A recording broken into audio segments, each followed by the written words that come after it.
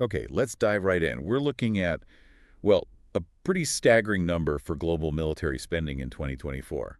It's hit $2.718 trillion. dollars. Staggering is the right word. That's a massive figure. And it's not just the size, it's the jump, Hmm. right? A 9.4% increase from the year before. We're looking at data from SPRI here. That's the Stockholm International Peace Research Institute. Right, they're the gold standard for this kind of tracking. And they're saying this is the sharpest annual increase since, well, since the Cold War ended. I mean, that alone tells you something. It absolutely does. It signals a really significant shift, I think, in the global mood, the geopolitical landscape. It feels more complex, maybe more dangerous. Exactly. And that's really what we want to unpack today. This huge amount of money. Who's actually spending it? And, why should you listening care about this trend?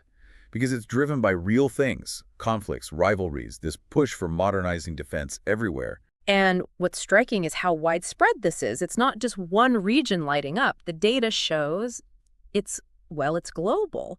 Europe, the Middle East, they're seeing particularly fast growth, which says a lot about their specific security worries right now. Yeah, and just to put that $2.7 trillion in context, that's how it's about 2.3% of the entire global GDP. Think about that. More than 2 cents out of every dollar the whole world produces Yeah. go into the military. And it connects to a bigger pattern, doesn't it? This isn't just a one-off spike. The UPRI report showed this upward climb has been happening for, 9 years straight now? 9 years, wow. So it points to a sustained shift in how countries are prioritizing things, how they're allocating resources. Definitely. And it's not like there's just one single cause, is there? It feels like a perfect storm. You've got the terrible war in Ukraine still grinding on, Right. the really worrying situation between Israel and Palestine, Mm-hmm. and then all these other strategic competitions heating up. Asia Pacific, the Middle East again. Yeah. Feels like multiple fires are burning at once. That's a good way to put it. Multiple pressure points. And what's really noticeable is just how much of a nation's own resources are being channeled into this. The data mentions some countries dedicating huge percentages of their GDP, Ukraine, for instance. Yeah. They're cited at something like 34% of their GDP going to defense. Just think about that proportion. 34%. That just puts it into stark relief, doesn't it? It's not just an abstract global number. It's about the hard choices countries are making minute by minute about where the money goes. And that leads us straight into the economic side, the toll this takes. Right. What's the actual cost here, beyond the budgets? Well, the 2024 Global Peace Index tried to quantify this. They estimated that violence, and that includes military spending, cost the global economy. Get this, $19.1 trillion in 2023. 19 trillion. That's That's almost hard to grasp. That's 13.5% of global GDP. 13.5%.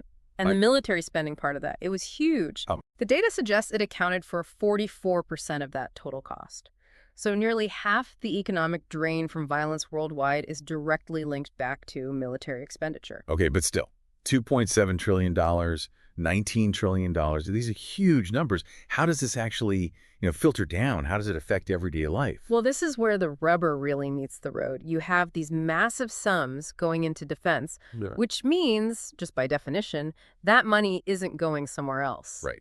Obvious when you say it, but yeah. It's not going into healthcare or education or fixing roads and bridges or investing in green energy. These are the economic trade-offs. It's about choices, priorities. Every dollar for a new fighter jet is a dollar not spent on, I don't know, a new hospital wing or teacher salaries. Precisely. And the concern is that this kind of prioritization, especially over the long term, can actually make things worse. It can deepen inequality because social programs get squeezed. It can undermine stability because you're neglecting the foundations of a healthy society. And maybe even holds back innovation in other areas. Less money for R&D outside of defense. That's definitely a potential consequence, yes.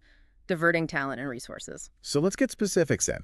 Who are the main players here? Which countries are really pushing this global figure up? Okay. The data is pretty clear. The top 10 countries, they account for about 60% of all the spending. 60% just from 10 countries. Wow. Their combined total in 2024 was $1.635 trillion. Just those 10. Okay, let's break that down. Who's number one? No prizes for guessing, I suppose. No. It's the United States. They came in at $997 billion for 2024. Almost $1 trillion. Almost. That's 37% of the entire global pie right there. And it was a 5.7% increase from the year before. And what does that cover? I mean, as a vast amount. It covers everything. Their global network of bases, developing and buying really advanced weapons systems. And it's also a huge part of NATO's funding. About two-thirds, 66% of NATO's collective budget comes from the U.S. And I feel like I read somewhere that even that number doesn't capture everything. That's often debated, yeah. If you start adding in things like veterans benefits, which are substantial, and military aid packages to allies, some analysts put the total annual military-related spend well over $1.5 trillion. Okay. And within that budget, are there particular branches getting the most? Typically, the Air Force and the Navy tend to receive the largest shares, focusing on high-tech platforms, ships, aircraft, space capabilities. Right. Okay, so after the U.S., who's next? China. Yes, China is second. Their reported spending hit $314 billion in 2024. That's a 7% increase for them. And the trend there is pretty consistent, isn't it? Very consistent. What's really remarkable is this marks 30 years, 3 decades of continuous growth in their military budget. 30 years. That's not just playing catch-up, is it? That signals something bigger. Exactly. It points to a long-term strategic goal. They now account for about half of all military spending in the entire Asia-Oceania region. This money funds the modernization of the People's Liberation Army, major investments in cyber warfare, and expanding their nuclear forces. And there's that purchasing power adjustment too, right? Does that change the picture? It does give another perspective. Adjusting for what their money actually buys in China, purchasing power parity, some estimates put the real value closer to $477 billion, so significantly higher in terms of domestic resources. Okay. Number 3, Russia. In their spending, it really jumped. It absolutely surged. A 38% increase, bringing them to $149 billion in 2024. 38%. Yeah. And that now represents 7.1% of their entire GDP and almost a fifth, 19% of their whole government budget. And the driver there is pretty clear, I imagine. Overwhelmingly, yes. It's the war in Ukraine, funding the operations, ramping up arms production, supporting paramilitary groups. It's all consuming huge resources. And it's worth remembering their spending has doubled just since 2015, so this isn't new, but the war has dramatically accelerated it. Okay, moving down the list, Germany's number 4. That seems like a big shift for them. It is. Germany's at $88.5 billion. Now, that figure includes some special funds they set up specifically for defense and also aid going to Ukraine. All right, so it reflects the changed situation in Europe. Definitely. It shows them responding to NATO commitments, getting closer to that 2% of GDP target, though still slightly below 2.5%, and obviously major concerns about Russia's actions right on their doorstep. It's a significant policy shift. Next is India, another country with complex regional dynamics. India spent $86.1 billion, which was a 4.2% increase. What's interesting there is that a very large chunk of their budget, around 80%, actually goes to personnel salaries, pensions, and operational costs. So less on new kit, comparatively. Comparatively, yes, although they are investing. The tensions with China and Pakistan are the main drivers pushing them to build up their own domestic arms industry. They've set a goal, I think, of sourcing 75% of new equipment locally. Okay. Number 6, the United Kingdom. The UK came in at $81.8 billion. That puts them just over the 2% of GDP mark for NATO. Like Germany, their figure includes things like military pensions and significant aid to Ukraine. They remain a major European defense player focused on NATO roles and modernizing their forces. Then we have Saudi Arabia, always a big spender in the region. $80.3 billion for Saudi Arabia. That's around 7.1% of their GDP, similar to Russia's percentage, actually. And their spending drivers. Primarily regional tensions, the ongoing conflict in Yemen, the rivalry with Iran. Those are key factors. They're also one of the biggest buyers of U.S. weapons globally, and sometimes their figures might bundle in costs related to public safety or internal security, not just pure military. Right, and then tragically, Ukraine itself is on this top 10 list. It's incredibly sobering. Ukraine spent $64.7 billion. The percentage increase, 2.9%, isn't huge, but the key figure is that this represents 34% of their GDP. 34%. Yeah. The highest military burden relative to their economy in the world. By far. This spending is existential for them. It's funded by their own taxes, whatever they can collect, plus huge amounts of international aid. It's purely about survival against the invasion. Tied with Ukraine, we have France. Yes, France also at $64.7 billion. And for them, it's notable because it's the first time they've gone over that NATO 2% of GDP target since 2009, I believe. So another sign of that European shift. Exactly. This investment supports their independent nuclear deterrent, their military operations overseas, particularly in Africa, and their role in broader European security efforts. And finally, rounding out the top 10, Japan. That's right. Japan spent $53 billion in 2024. They've been signaling a significant shift in their defense posture for a while now. In response to China and North Korea, mainly. Primarily, yes. They've explicitly stated plans to get their spending up towards 2% of GDP by 2027. Right now, the focus is heavily on missile capabilities, both defense and potentially longer-range strike options, and boosting their naval power. Projections suggest they could hit $59 billion next year in 2025. Okay, so that's the who and the how much. An incredible concentration of spending in those top 10. Let's circle back now to the why this matters piece. Yeah. What are the biggest red flags, the most concerning trends we could pull out from all this data? Well, I think the most obvious and perhaps the most dangerous is the heightened risk of conflict itself. How so? It's a response to risk, isn't it? It is, but it also feeds it. These rising budgets aren't just happening in a vacuum. They reflect worsening global tensions, but they also contribute to them. You see Russia's and Israel's massive spending directly linked to the wars they're fighting. China's decades-long buildup inevitably prompts reactions from neighbors we just mentioned, Japan, but also Australia, others in the region.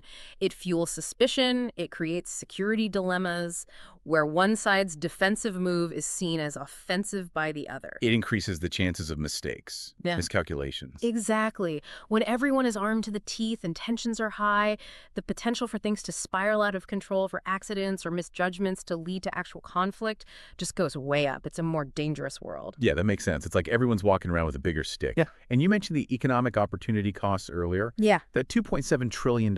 Yeah. It really makes you think about what else it could be doing. It really does. Think about global challenges.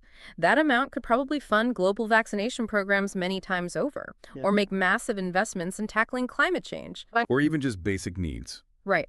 Look at Ukraine again. 34% of GDP on defense means reconstruction, schools, hospitals. They're inevitably struggling for funds, relying almost entirely on aid for non-military needs, even in wealthy countries like the U.S. Yeah. Well, when you factor in legacy costs like veterans care, total defense-related spending is maybe 6% of GDP. That's a huge slice that could theoretically be going to fixing infrastructure, funding education, tackling poverty. These are real choices with real consequences. And it's not just about the what-ifs, is it?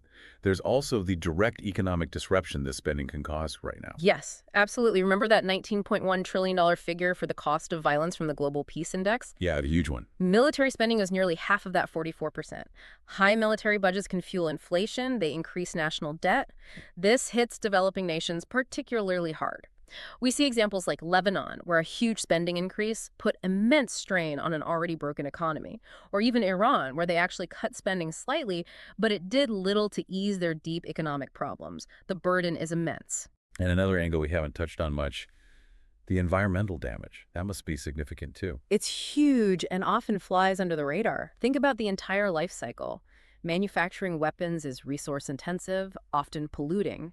Military exercises, bases, vehicle fleets, they consume vast amounts of fossil fuels. I think I read the U.S. military is one of the biggest institutional polluters. It's often cited as one of the world's largest single emitters of greenhouse gases, yes.